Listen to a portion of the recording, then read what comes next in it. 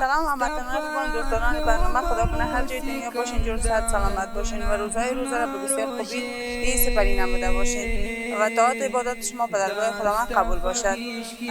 خرسندیم که یک بار دیگر از طریق برنامه خودتان در خدمت شما دوستان قرار گرفتیم. امیدوار هستم برنامه امروز هم هر دوستان شما قرار بگیرد.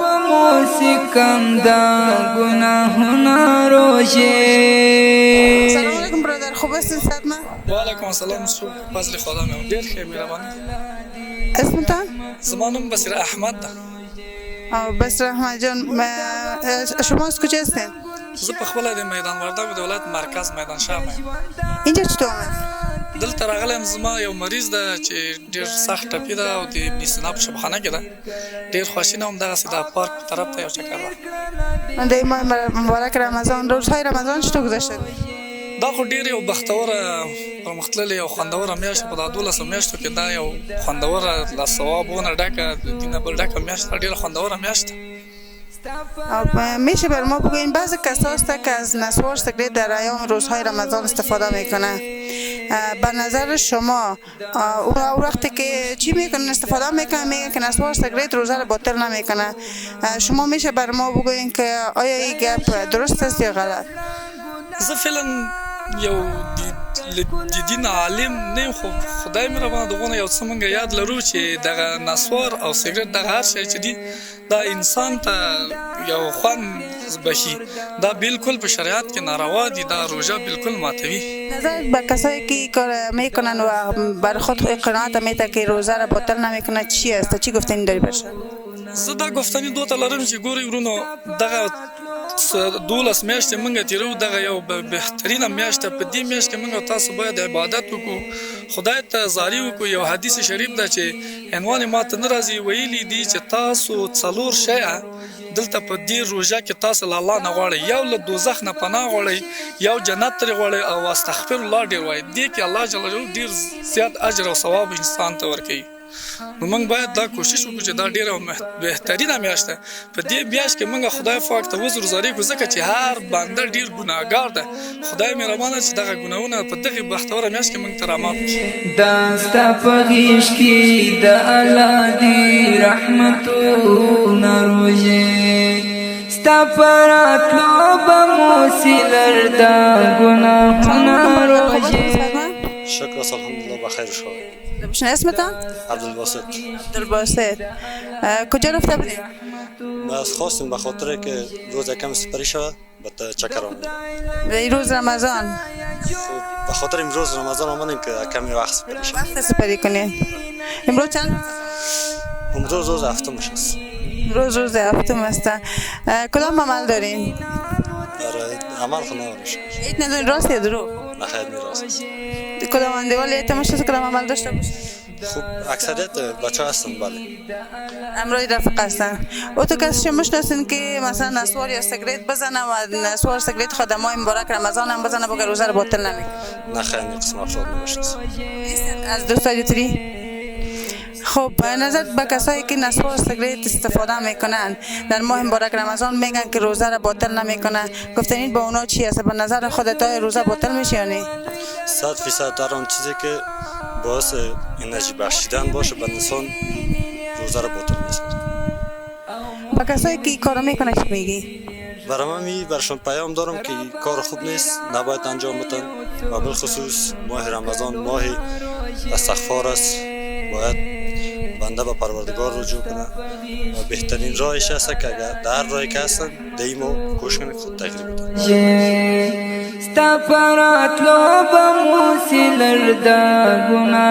سلام علیکم برادر، خوب هستین؟ وعلیکم السلام، مؤسسیت خوب است. زنده بچه اسمتان؟ اسم صحبت الله. صحبت الله. اینجا چطور آمده؟ اینجا به خاطر چکر آمده. چکر زدن آمده. میدونم قرآن شریف میخواندیم که مدرسه دست میخوانیم؟ بله مدرسه دست. بعضی از برادران هستن که نسوار سیگریت استفاده میکنن در غیر ماه مبارک رمضان و در ماه مبارک رمضان هم امی کارا میکنه و میگه روزه را باطل نمیکنه. نظر شما در مورد از اینا چی است؟ چی گفتنی داری برشان؟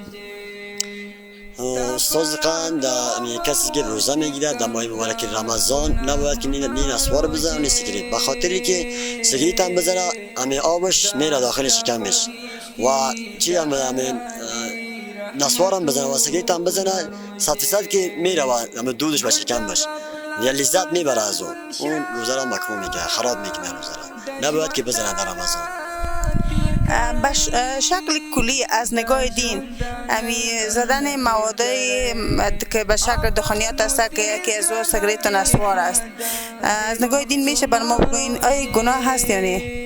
ولی از خاطری که آیت قرآن شریف است که میفرماید که یا ایها الذین آمنوا انما الخمر والمیسر والانصاب والازلام رجس من عمل الشیطان همین نسوار همین سیگریت همین چای هر چیزی هست اینا عمل شیطان هست از اون خاطر زدنشون جایز نیست چون که هر کس میزنه میگه عملم هست نمیتونم بس کنم یعنی بانش نمیسته فقط نمیخواد دلیل میگه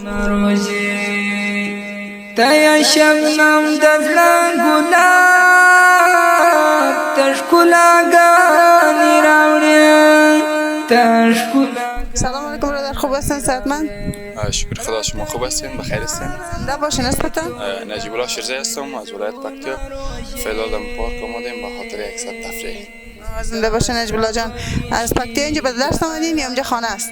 اینجا با درس آمدیم مسئله طب متوسط هستیم دیگه آمدیم همراه دوستای خود یک دقیقه تفریح کنیم با ماه مبارک رمضان است یک دقیقه تفریح روحی شود تا ذهنیت ما خوبتر شود روز ما خوبتر تیر شود فامیل در پکتیا است؟